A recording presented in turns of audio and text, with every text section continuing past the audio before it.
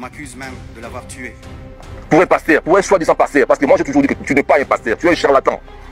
Ce monsieur est rusé, et si même tu veux le faire, tu veux être remporté par Marcelo, mon frère, tu auras des conséquences. Après avoir écouté d'innombrables audios de Blanche Tounassi, la défunte épouse du pasteur Marcelo Tounassi, je suis profondément convaincu que les causes du décès de cette dame sont très douteuses. Tounassi, je suis profondément convaincu que les causes du décès de cette dame sont très douteuses. Dans la plupart des audios de Blanche Tounassi, elle dit vouloir divorcer. Nous savons que le pasteur Marcelo est un pasteur prominent, connu par beaucoup dans la vie réelle comme sur les réseaux sociaux. Qu'on dise que ce pasteur soit divorcé ou qu'on dise que sa femme l'a divorcé, l'aurait détruit. C'est d'ailleurs pour cela que je fais cette vidéo. Une vidéo qui vous appelle à pétitionner avec moi. Je n'ai jamais fait une vidéo pareille. Et je n'ai aucune affiliation avec le pasteur Marcelo Tounassi. Je ne suis d'ailleurs même pas chrétienne. Je suis juste une citoyenne qui est convaincue qu'une femme soit décédée dans des circonstances douteuses et enterrée sans autopsie aucune. Donc je lance cette pétition pour qu'une enquête soit lancée et le corps de Blanche Tounassi soit exhumé pour découvrir les vraies causes de son décès. Je suis sûre que je ne suis pas la seule à soupçonner que cette femme est décédée de causes douteuses. Qu'un pasteur supprime son épouse n'est pas quelque chose d'impossible. Nous connaissons le cas de Osinachi Nwachukwu qui s'est passé au Nigeria, dont le mari pasteur est présentement incarcéré. Nous faisons une pétition pour qu'une enquête soit lancée dans le décès de Blanche Tounassi.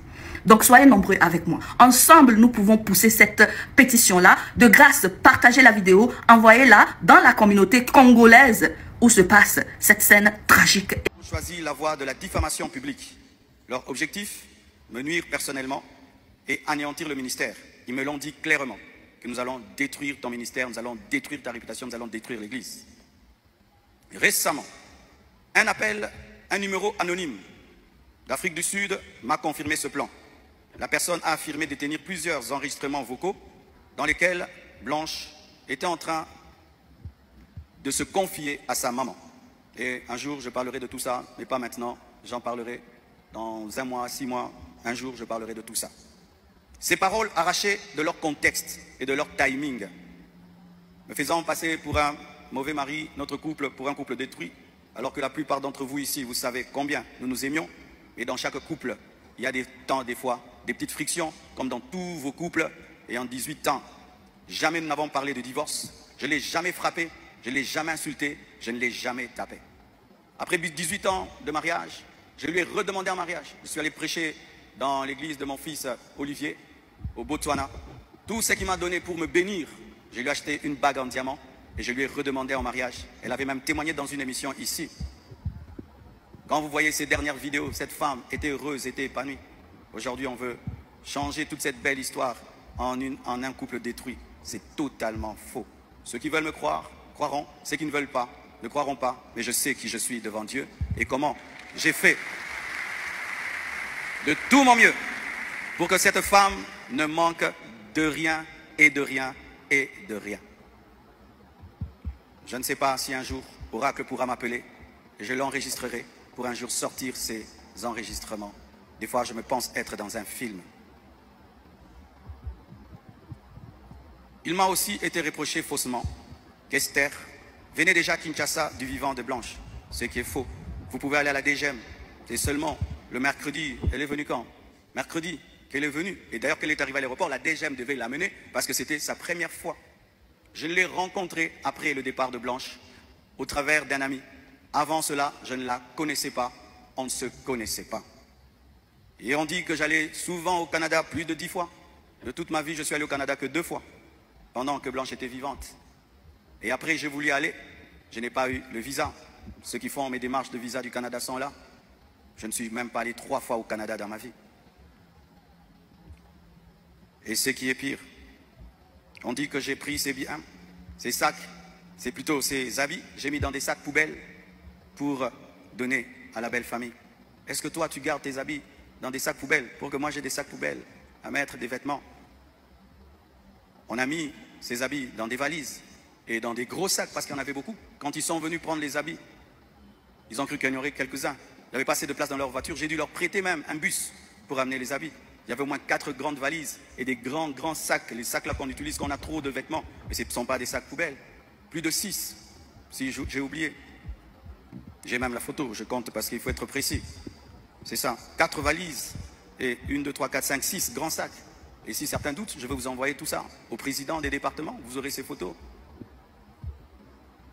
Tout ça, pourquoi? Et ce qui est terrible, on m'accuse même de l'avoir tué, alors qu'elle est décédée d'une crise cardiaque à l'hôpital, suite à une opération. Et ils m'ont posé la question. Elle est morte de quoi? Je leur ai dit. On l'a opérée. Elle n'a pas supporté l'opération. Le même jour, quand je suis arrivé avec son corps, après encore, la famille paternelle me pose les mêmes questions devant 10 personnes, 15 personnes. J'ai expliqué. Ils savent de quoi elle est morte. Et aujourd'hui, au Congo, si tu deviens grand, donc tu tues les gens. Quiconque meurt à côté de toi, c'est toi qui le tues. Le jour que Dieu t'élèvera, tu comprendras ça. Tu dois prier que tout le monde vive 90 ans. Si les gens commencent à mourir, c'est toi qui les tues. Comment peux-je tuer la mère de mes enfants?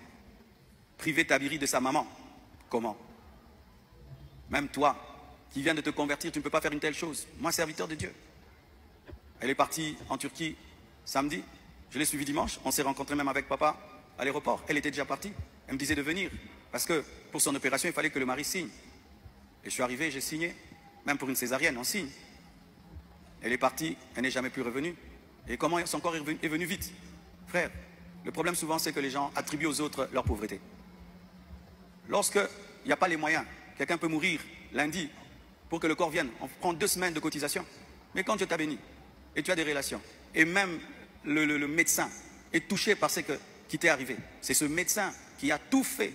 Je dis, je ne peux pas dormir dans votre pays, je ne peux pas rester, je ne peux pas supporter.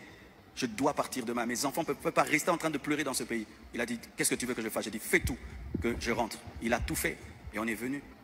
Et c'est la sorcellerie. Comment quelqu'un peut mourir tel jour? Du coup, vous prenez le corps, vous amenez, c'est trop vite. Donc vraiment, c'est terrible, terrible. Vraiment le niveau de raisonnement que les Congolais nous avons atteint. Vraiment, vraiment que les écoles recommencent. Je ne sais pas, vraiment. C'est terrible.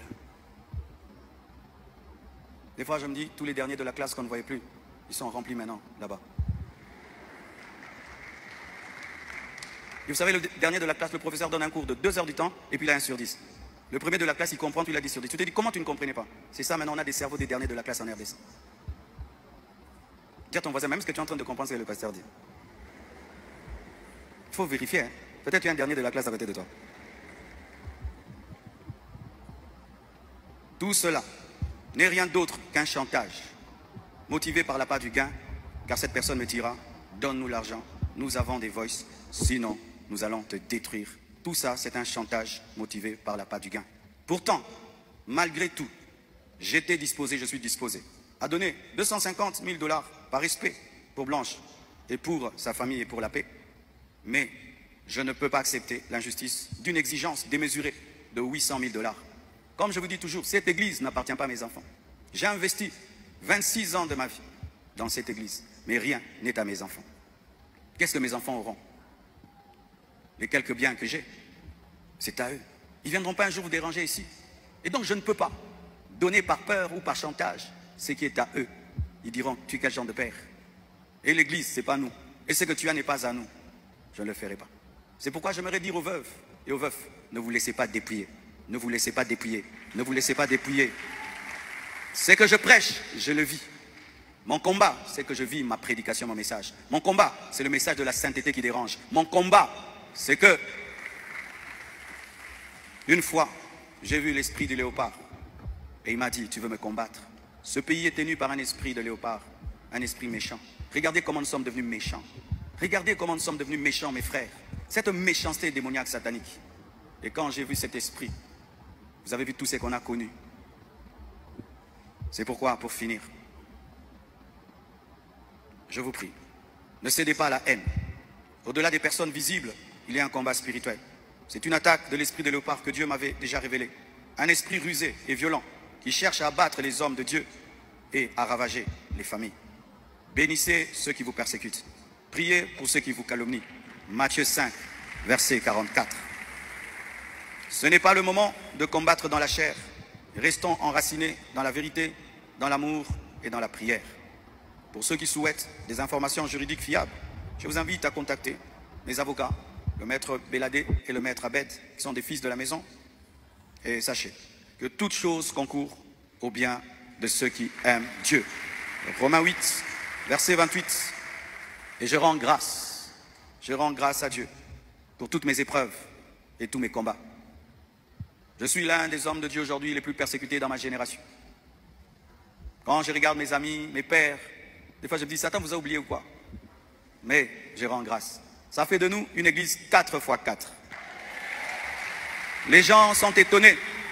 Comment cette église n'est pas morte? D'ailleurs, ça grandit.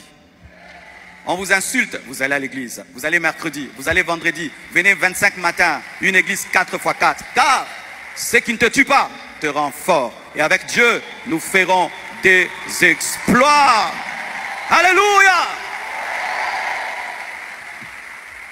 Ce message est l'avant-dernier que je ferai à ce sujet. Après le suivant, dans des mois, pas 25 matins, je vous laisse tranquille, les mêmes équilibres, profondeur. Après, une seule chose après. Et puis, on n'en parlera plus. Ceux qui voudront croire, croiront. Mais sachez que moi et vous, nous devons continuer à bâtir comme Néhémie, une main à l'œuvre et l'autre sur l'épée. Pour être pasteur, pour être soi-disant pasteur, parce que moi j'ai toujours dit que tu n'es pas un pasteur, tu es un charlatan. Tu n'es pas un pasteur, et tu le sais bien. Tu le sais bien. Tu ne peux pas nous diviser. Je lance un appel à M. Georges Kandolo. Je sais, nous sommes les Balouba. Faites très attention avec ces dossiers. Ne te laisse pas emporter dans les sentiments. Ce monsieur est rusé, et si même tu veux le faire, tu veux être emporté par Marcelo, mon frère, tu auras des conséquences. Tu auras des conséquences. Les gens se réunissent chez nous, dans les villages, dans les Nganajika. Chaque jour, les gens en parlent. Comment cet enfant est mort? Les gens en parlent. Et Marcelo, tu vas payer pour ça. Moi, tu crois que les gens, c'est de la blague? Marcelo est de quelle tribu déjà? Je ne sais pas, ça ne m'intéresse même pas. Quand on me dit les Rwandais, son père est belge, on me raconte beaucoup d'histoires. Vous savez, tous ces gens-là, de ce côté-là, et quand ils traversent, ils se disent, bon, il est mouchi, il est je sais pas quoi. Voilà, c'est ça. Mais tout ce que je sais, sa maman, elle est congolaise, voilà. Mais après, on a vu une vidéo dont la famille des Blanches est en train de faire la honte sur la toile. Et c'est pasteur Marcelo qui a sorti cette vidéo. Je sais pas si... Vous savez, quand je dis ces messieurs cherchent à diviser les gens, ces charlatans de Marcelo cherchent toujours à diviser les gens, vous croyez que moi je mens. La vidéo en question, c'est... Je vous ai expliqué, quand Blanche est morte, après l'enterrement, Marcelo nous appelait. Il a demandé à la famille de venir récupérer les effets des Blanches. Maman avait refusé, elle a dit, mais comment tu nous appelles très tôt comme ça? On aura tout le temps d'en parler et puis on va voir comment est-ce qu'on va récupérer les effets des Blanches. Il avait tellement insisté, venez récupérer les effets des Blanches.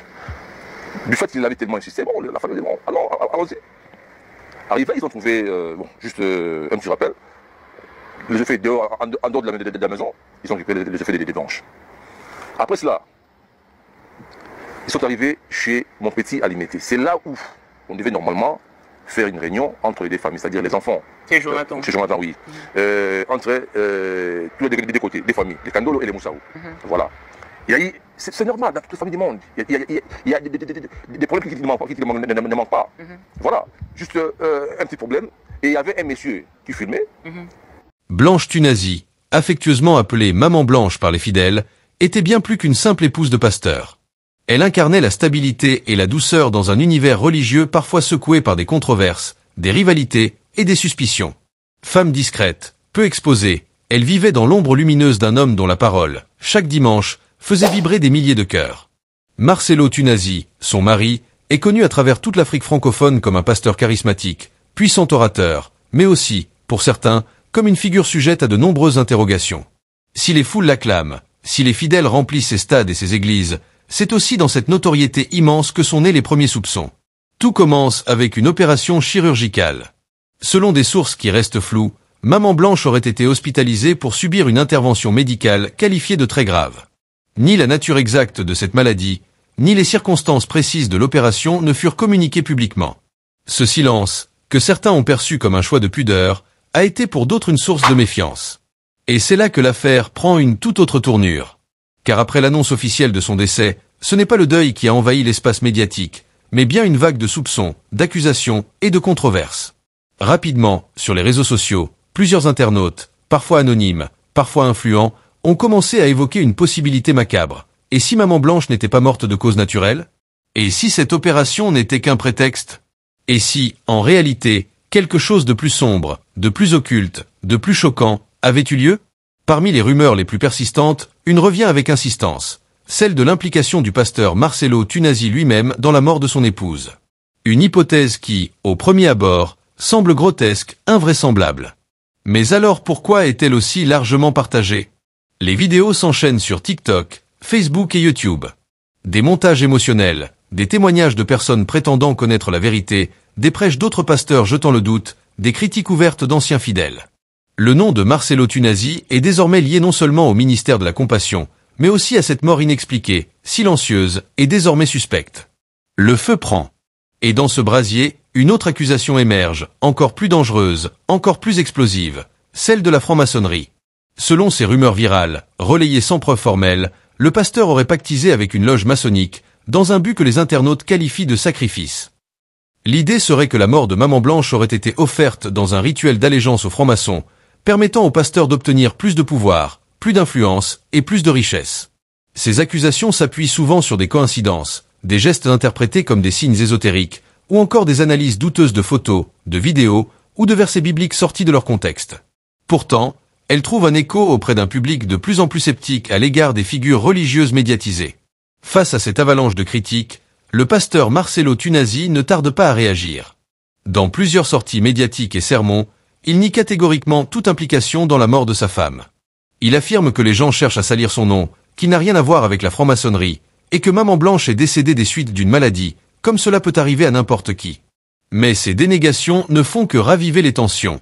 Car au lieu de calmer les rumeurs, elles semblent les alimenter davantage. Chaque mot est analysé, chaque silence interprété. Et un événement va alors ajouter de l'huile sur le feu. Quelques mois seulement après le décès de Maman Blanche, le pasteur Marcelo Tunasi annonce son remariage. Un choix personnel, certes, mais qui, dans ce contexte déjà enflammé, apparaît pour beaucoup comme une provocation. Comment peut-on passer si vite à autre chose? Comment peut-on prétendre être en deuil et refaire sa vie aussi rapidement? Les critiques pleuvent. Certains parlent d'un manque de respect envers la mémoire de Maman Blanche. D'autres y voient une confirmation implicite des soupçons qui pèsent sur lui. Et sur les réseaux, l'affaire explose à nouveau. Les vidéos se multiplient.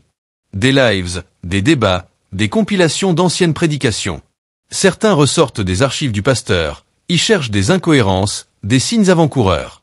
On tente de relire son parcours avec un œil neuf, désormais influencé par le soupçon. Des internautes deviennent des enquêteurs improvisés, d'autres des juges sans procès. Dans ce tumulte numérique, la frontière entre vérité et rumeur s'efface. Ce qui frappe, c'est l'intensité émotionnelle de cette affaire. Les gens ne réagissent pas seulement comme des spectateurs passifs. Ils pleurent. Ils s'indignent. Ils s'énervent. Pourquoi? Parce que Marcelo Tunasi n'est pas un inconnu. Il est, pour beaucoup, un modèle, un guide spirituel, une figure paternelle. Voir un tel homme au cœur d'une controverse aussi grave, c'est pour eux comme voir un père accusé d'un crime. Cela touche profondément, moralement, spirituellement. Et c'est cette douleur collective qui explique aussi la violence des réactions. Dans certains cercles religieux, on tente de calmer le jeu. On rappelle que le deuil est une épreuve personnelle, que le remariage n'est pas interdit par la Bible, que les accusations sans preuve sont un péché. Mais ces voix-là sont souvent noyées dans le vacarme numérique. Car Internet ne cherche pas la vérité. Il cherche le choc, l'émotion, le buzz. Et cette affaire a tout pour nourrir la machine. Alors, qui dit vrai? Le pasteur Marcelo Tunasi est-il un homme en deuil, injustement accusé par une foule en quête de scandale? Ou cache-t-il un lourd secret, dissimulé sous des prêches passionnés et une foi proclamée? Et surtout, que s'est-il réellement passé à l'hôpital ce jour-là? Pourquoi si peu d'informations officielles? Pourquoi autant de silence? La suite de ce documentaire tentera de répondre à ces questions. Mais une chose est certaine, cette affaire n'a pas fini de diviser. Entre foi et doute, entre espérance et désillusion, c'est une page sombre de l'histoire du christianisme congolais qui est en train de s'écrire. Depuis le remariage du pasteur Marcelo Tunasi, les débats n'ont cessé d'enfler. Chacun y va de sa propre théorie, chacun interprète les gestes, les silences, les publications du pasteur sur les réseaux. Le simple fait de sourire sur une photo suffit à alimenter des commentaires comme « il ne semble même pas en deuil » ou encore « regardez comme il rayonne depuis qu'il s'est remarié, c'est louche ». Pourtant, d'un point de vue biblique, rien n'interdit à un veuf de se remarier. Ce que la loi autorise, la société le juge. Et ce jugement est implacable, surtout quand il vient des fidèles eux-mêmes. La nouvelle épouse du pasteur n'a pas été épargnée non plus. Très vite, Les internautes ont cherché son identité, fouillé ses anciennes publications, traqué ses relations, interrogé ses anciens camarades de classe, de communauté, de travail. Tout ce qu'on pouvait trouver sur elle devenait matière à suspicion. Une simple phrase, un symbole mal compris, une photo ancienne, tout était interprété comme une preuve de manipulation, de conspiration, ou pire, de sorcellerie. Pour beaucoup, elle n'était pas une femme qui avait épousé un veuf. Non. Elle était celle par qui le malheur est arrivé.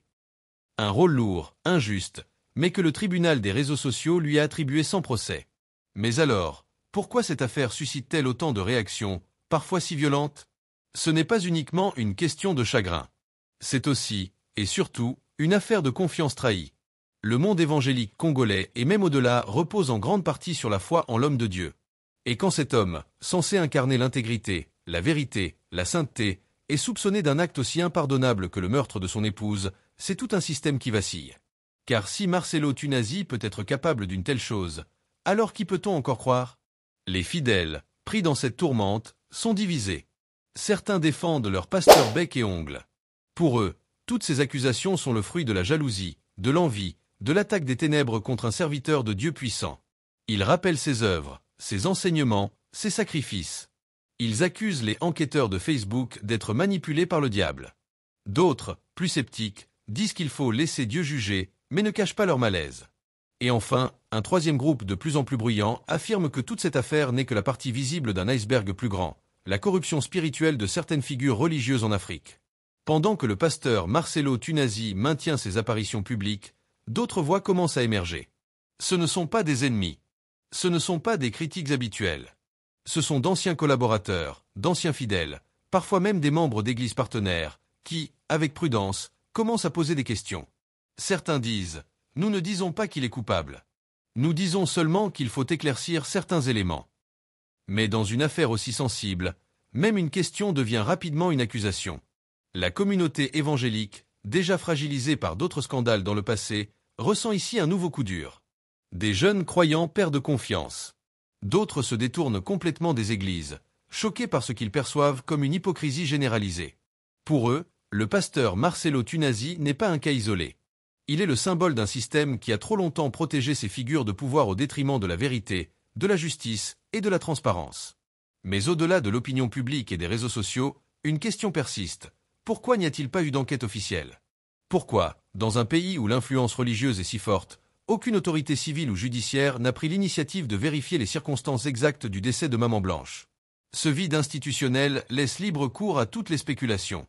Et dans ce vide, les voix les plus bruyantes prennent le dessus. Des influenceurs religieux profitent de l'occasion pour dénoncer les églises devenues des entreprises. D'autres en profitent pour régler des comptes anciens avec le pasteur Marcelo. Certains, plus modérés, appellent au calme, à la prière, à la retenue. Mais peu sont entendus. Car dans cette époque où l'image et les émotions règnent, ce sont les discours les plus extrêmes qui captivent, qui fédèrent, qui dominent.